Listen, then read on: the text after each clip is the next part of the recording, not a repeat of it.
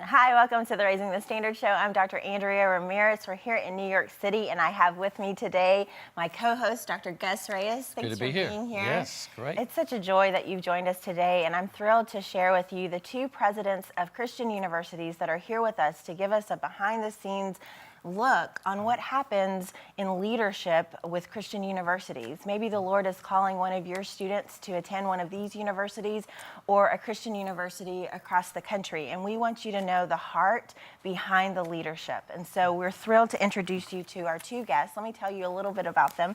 We have Dr. Michael G. Scales. For more than a decade, President Michael G. Scales has served two New York-based campuses of Nyack College Alliance Theological Seminary and one branch campus in Puerto Rico. Those of you that have Puerto Rican family, this is a great thing for you to know. I want you to know more about the campuses certainly there. And then Dr. Chris Reeves is the president of Schuyler University, an online Bible college and seminary. Dr. Chris resides in Kelowna, Iowa, with his wife Molly, and there's just a lot for us to dive into. Dr. Scales, I'd like to start off with Nyack. We've been at Nyack for our National Hispanic Education Summit, and we experienced such a level of worship. But what struck me was it was worship that embraced culture. It met people right where we were. I felt very comfortable being a Latina on campus. And I wonder if there were intentional ways that Nyack was doing that. I was looking to try to figure out what those are, but could you help us to know, how have you been intentional about ensuring that students feel like they can bring their full self, including culture, to the campus? Number one, we had to let go. We had to let go. It was, so in about 1990 when we started the idea of getting back to our roots and having a diverse campus, we began recruiting and soon realized that we weren't prepared for what should be. And so from the food to the student handbook to the curriculum, everything had to change. And that included worship. And we had to let go of the worship and what we saw as control of worship and let people. So if you came to our commencement, you would find the same kind of atmosphere of a real party, salsa atmosphere with everyone being able to participate. How interesting. So with curriculum, educators, your professors, the administration, how difficult was that in those initial stages? And what do parents need to know about the potential of sending their student to Nyack?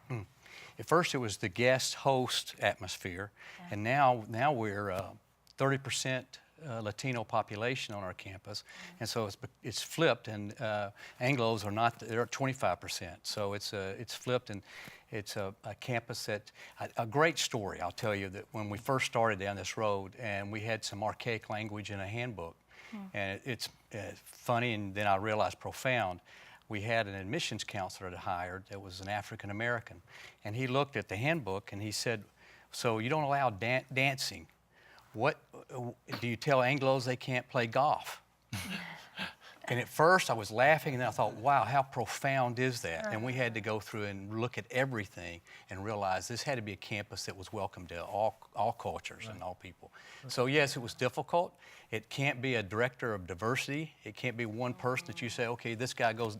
No, it has to be the president and the entire leadership, and everyone has to commit to it. Wow. Sounds like you have to create an environment where it's inclusive.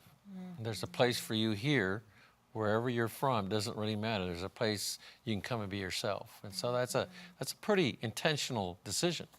Every person there, there's no one more important than the custodian. The president's no better than anyone else there. Everyone comes with a story. Everyone comes with a culture, and we want to respect that and let that be part of the participation. And in that, God's kingdom, that's the way it's supposed to be, right? Yes. Yeah. And in hearing your students, your graduates, they talk about really feeling prepared to engage with the world and the diversity within the world. And they've been in this environment that allows them to express themselves culturally and also activates their mind. It's really powerful. It's a wonderful. I hope that you will, if you're in the New York area, that you will check out Nyack, go to campus. You will sense the Lord's presence immediately when you go on. So I want to talk about bivocational pastors for a minute. We have a lot of pastors who are serving at their local church and are full-time pastors, right. but really their full-time work 8 to 5 looks differently, or some are working multiple jobs, right? So what does Shiloh have? I think that there's such a heart there for meeting that. What makes Shiloh different in that regard? Well, when we began Schuyler University, we had in mind pastors and others in the ministry. They may not be the pastor, they may be a youth minister, they may be in some form of outreach with the church or another mission type of organization, but their calling is where they are. And they have a family. Like you're saying, some of them work full-time and they pastor. Others may be supported by their church, but with the church that large, there's usually a lot of responsibility. So they don't have the opportunity to go to a campus program, some of the many wonderful campus programs that there are, but they don't have the opportunity to do that. And also their income level, they really shouldn't be taking on debt.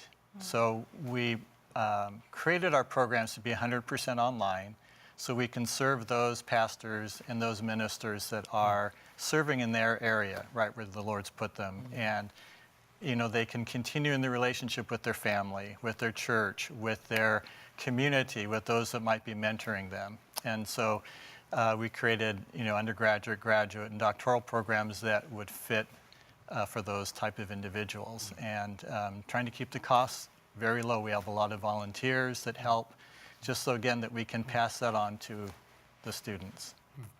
That's pretty exciting. So an individual, a pastor, youth minister, even a lay person in a church who's just teaching Sunday school or helping with youth group or the women's ministry, Yes. if they wanted to take classes online, not leave their home, they could come and do that with Shiloh. Absolutely. Wow. Yes. Okay, and so what is normal? How many classes does a normal person take at a time?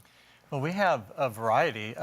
We have some that are able to do a full-time load, which would be 3 courses. We have 3 trimesters a year. Okay. So they don't have to load up heavy in spring and spring and fall kind of thing.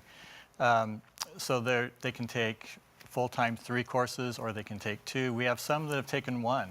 Completed a Master of Divinity, taking 1 course at a time over a number of years. But you know, we're called to continually learn, to continually study, and so we feel like that's a very important part of who we are, is to, in a more, I guess, disciplined way, to really study the Word, to study the things that are involved in ministry.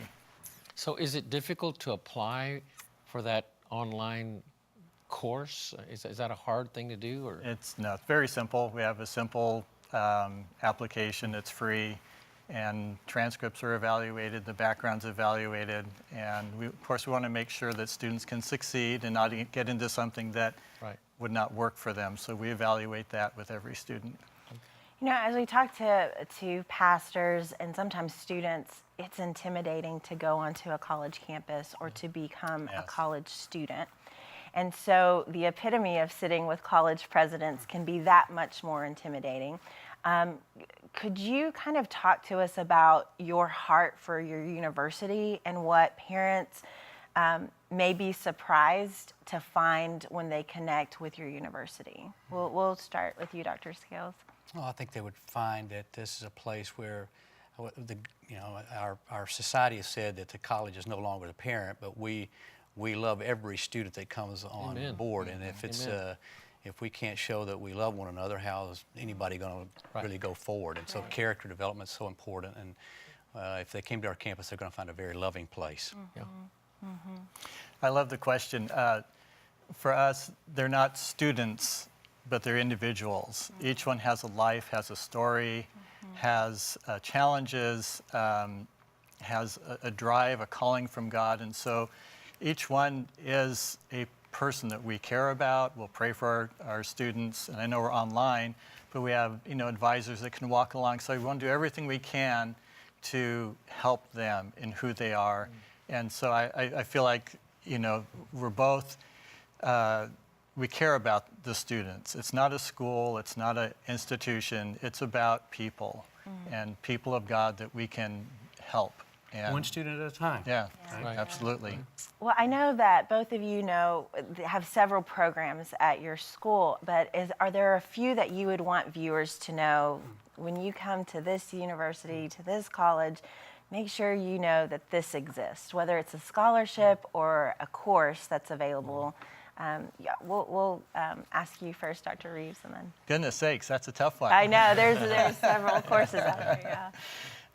Well, one thing that we're proud is, beginning to work with the NHCLC for scholarships. So that we're very proud about and want to continue and grow as for scholarships. But I think our ministry courses and programs, they're for those getting a degree, undergraduate, graduate, or certificate, or for personal enrichment. I feel like we've got a rich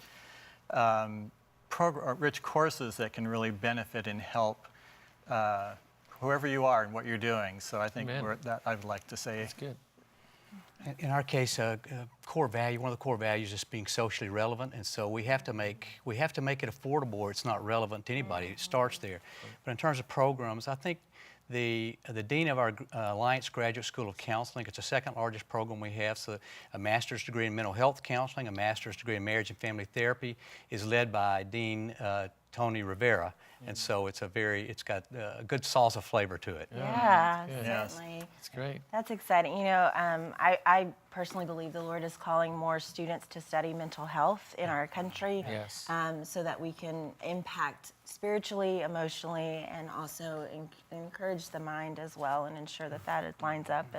And I like that there's a salsa flavor to that. That's kind of nice Yeah, too. that's good. Well, we want to encourage you, and we wanted you to be able to see these college presidents in a different light as brothers in the Lord who care about your students, Amen. who see them as individuals and that love them, and that really want to ensure that your students are equipped to love the Lord with all their minds. We'll see you next time. Yes. Amen.